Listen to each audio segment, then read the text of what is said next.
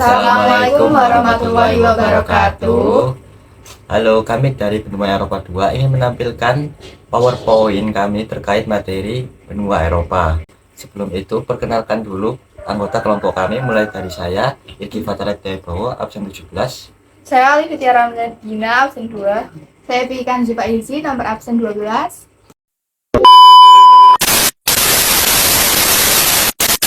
Kalian tahu nggak apa itu benua Eropa? Eropa sendiri secara geologis maupun geografis adalah semenanjung atau dataran yang berada di benua Asia.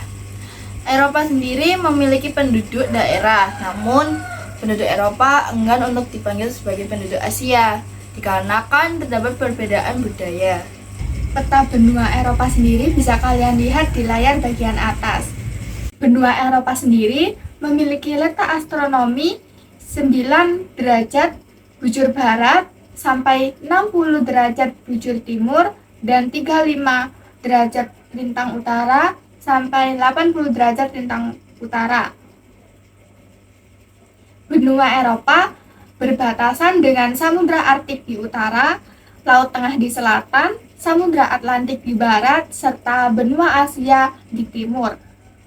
Batas benua Eropa dengan benua Asia sendiri adalah pegunungan Ural, Selat Dardanella, dan Laut Kaspia. Benua ini membujur dari barat ke timur sejauh 5.300 km dan melintang sejauh 3.950 km. Luas benua ini mencapai 10,53 juta kilometer persegi atau sekitar 5% dari luas daratan di dunia. Di benua Eropa terdapat beberapa suku, di antaranya suku bangsa Nordik, suku bangsa Alpina, suku bangsa Mediteran, suku bangsa Slavia, dan suku bangsa Dinara. Suku bangsa Nordik memiliki ciri-ciri bermata biru dengan rambut pirang. Suku bangsa Alpina, ciri-cirinya bermata coklat dan berambut pirang. Suku bangsa Mediteran, ciri-cirinya bermata agak coklat dan berambut hitamnya bergelombang.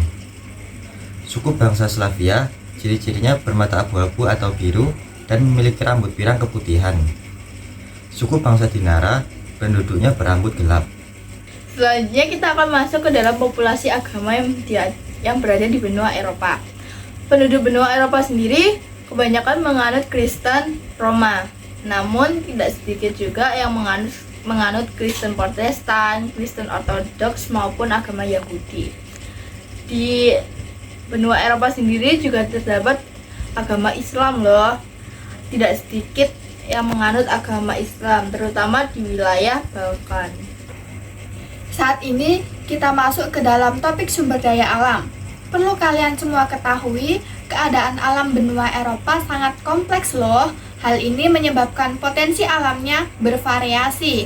Potensi alam di benua Eropa yang sangat menonjol adalah dalam bidang pertanian, peternakan, pertambangan, serta perikanan.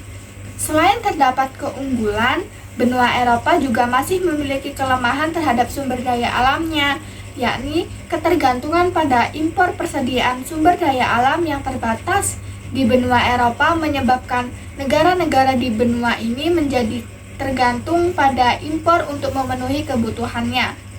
Impor sumber daya alam dari negara lain menjadi penting untuk menjaga stabilitas ekonomi dan industri di benua Eropa. Yang selanjutnya adalah sumber daya manusia. Sumber daya manusia di benua Eropa memiliki beberapa keunggulan, antara lain tingkat pendidikan yang tinggi. Rata-rata tingkat pendidikan di Eropa adalah 12,4 tahun. Hal ini menunjukkan bahwa sumber daya manusia di Eropa memiliki tingkat pendidikan yang tinggi. Yang kedua, keterampilan yang luas. Hal ini disebabkan oleh sistem pendidikan di Eropa yang menekankan pada pengembangan keterampilan yang holistik. Yang ketiga, kemampuan beradaptasi. Hal ini disebabkan oleh adanya mobilitas tenaga kerja yang tinggi di Eropa. Yang selanjutnya adalah kekurangan kuantitas sumber daya manusia di benua Eropa, disebabkan oleh beberapa faktor, antara lain, yang pertama, angka kelahiran yang rendah. Angka kelahiran di Eropa terus menurun dalam beberapa dekade terakhir. Pada tahun 2022, angka kelahiran di Eropa hanya sebesar 1,5 anak per perempuan. Angka ini jauh di bawah angka penggantian penduduk, yaitu 2,1 anak per perempuan.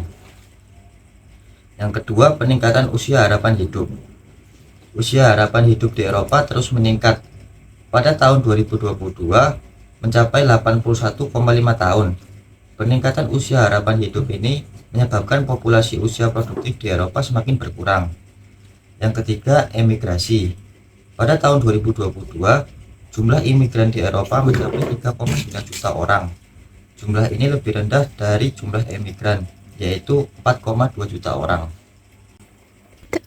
Selanjutnya kita akan masuk ke dalam kondisi ekonomi yang ada di benua Eropa. Benua Eropa sendiri termasuk dalam benua yang memiliki kekayaan yang sangat berlimpah. Di setiap keunggulan dan kelemahan ulang. Selanjutnya kita akan masuk ke dalam kondisi ekonomi yang ada di benua Eropa. Benua Eropa sendiri memiliki ekonomi yang sangat berlimpah. Di setiap bidang ekonomi terdapat keunggulan maupun kelemahan. Di benua Eropa sendiri ada pun keunggulan, yaitu negara-negara di benua Eropa terkenal memiliki sektor manufaktur yang kuat, serta Uni Eropa merupakan salah satu pelaku utama dalam perdagangan internasional.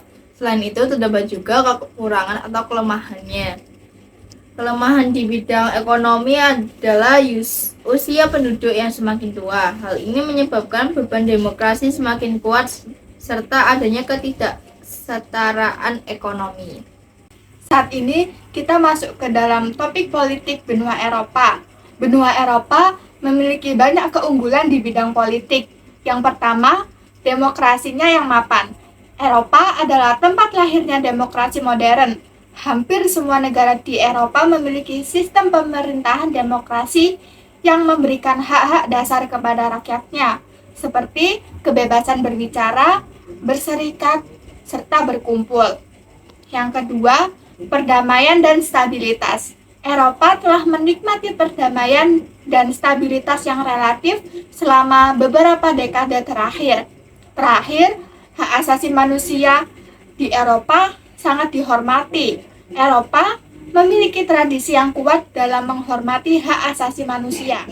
Hampir semua negara di Eropa telah meratifikasi Konvensi Eropa tentang hak asasi manusia yang melindungi hak-hak fundamental seperti kebebasan beragama, kebebasan penyiksaan, dan hak untuk mendapatkan pendidikan. Benua Eropa memiliki beberapa kekurangan di bidang politik, di antaranya fragmentasi politik. Eropa terdiri dari 50 lebih negara yang masing-masing memiliki politiknya sendiri. Hal ini menyebabkan sering terjadinya konflik dan persaingan antar negara. Sebagai contohnya, konflik antara Rusia dan Ukraina yang telah berlangsung sejak lama. Kedua, dominasi negara-negara besar. Negara-negara besar seperti Jerman, Prancis, dan Inggris memiliki pengaruh besar terhadap Uni Eropa. Hal ini menyebabkan negara-negara kecil sering merasa dianaktirikan. Yang terakhir, Eropa juga sering dikritik karena kurangnya inklusivitas. Politik Eropa didominasi oleh kaum elit, dan kelompok minoritas di sana sering merasa terpinggirkan. Sebagai contoh, kelompok Muslim di Prancis dan Jerman sering mengalami diskriminasi. Selanjutnya ada kondisi teknologi. Benua Eropa merupakan salah satu benua terdepan dalam perkembangan teknologinya. Tentunya, hal ini terdapat aspek keunggulan dan kekurangan dalam bidang teknologi yang ada. Adapun aspek keunggulannya antara lain adalah pendidikan, penelitian, serta teknologi otomotif. Selain itu, kelemahan yang masih harus diperbaiki adalah kurang meratanya distribusi teknologi serta kurangnya inovasi teknologi. Selanjutnya kita akan masuk ke dalam iklim benua Eropa. Benua Eropa sendiri pada dasarnya terkenal dengan musim dinginnya. Hal ini dikarenakan benua ini berada di luar wilayah tropis, sehingga lebih cenderung beriklim subtropis dan sedang. Alhasil, negara-negara di benua Eropa memiliki 4 musim, yakni musim semi, musim panas, musim gugur, dan musim dingin. Kita akan membahas berbagai iklim di benua Eropa. Yang pertama, iklim benua Eropa di bagian barat. Bagian pantai barat dari benua Eropa memiliki iklim yang dipengaruhi oleh iklim laut dari Samudra Atlantik. Arus hangat yang kerap mengalir dari Samudra Atlantik ini menjadikan kawasan pantai di daerah tersebut tidak membeku. Artinya, kawasan ini memiliki suhu sedang sepanjang tahun, kisaran suhu tahunan yang rendah, dan curah hujan yang tinggi. Selain itu, curah hujan di Eropa Barat cukup melimpah dan udara musim panas tergolong sejuk. Yang kedua, iklim benua Eropa di bagian tengah. Bagian tengah dari benua Eropa terjadi peralihan antara iklim maritim yang basah dengan iklim kontinen yang kering. Selain itu, kawasan Eropa Tengah dan Eropa Timur juga memiliki pengelompokan eklektik sistem iklim, yakni subarktik, benua lembab, dingin semi kering. Yang ketiga, iklim benua Eropa bagian selatan. Bagian selatan dari benua Eropa memilih iklim yang lebih hangat akibat dipengaruhi iklim laut Mediterania serta agina dari kawasan gurun yang panas. Hal ini menjadikan kawasan ini juga mempunyai musim dingin yang sejuk dan basah, serta musim panas yang relatif kering. Selain itu, kondisi langit sepanjang tahun juga cerah. Sementara itu, curah hujan di Eropa Selatan sangat dipengaruhi oleh massa udara maritim atau iklim laut. Yang keempat, iklim benua Eropa Utara.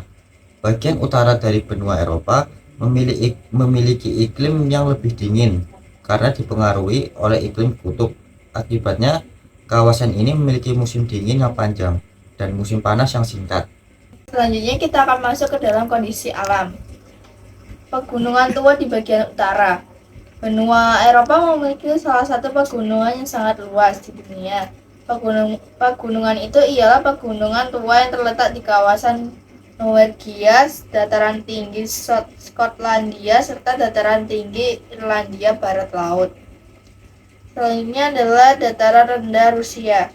Selain memiliki daerah pegunungan, benua Eropa juga memiliki bentang alam berupa dataran rendah yang sangat terkenal yang terletak di Rusia. Daerah dataran rendah ini menyimpan batuan Matterpose tua. Batuan ini dulunya tenggelam ke dasar laut dan pada suatu waktu muncul kembali. Saat ini kita akan membahas terkait penduduk benua Eropa.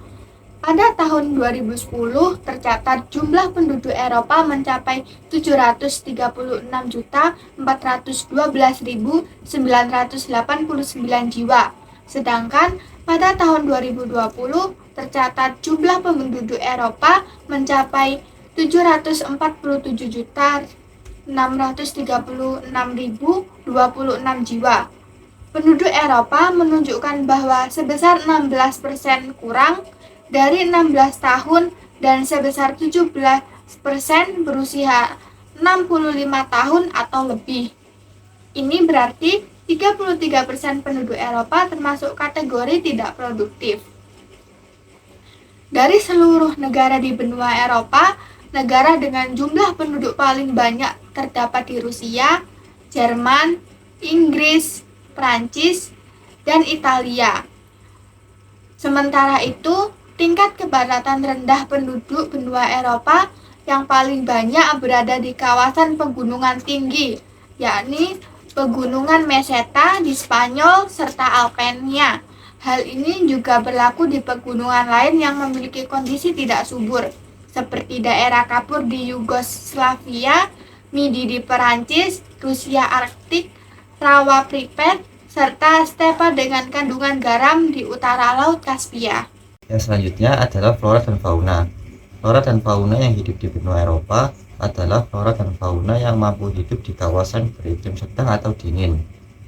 Jenis floranya tumbuh di kawasan hutan konifer atau tumbuhan berdaun jarum, dan hutan yang mampu menggugurkan daunnya kala musim gugur.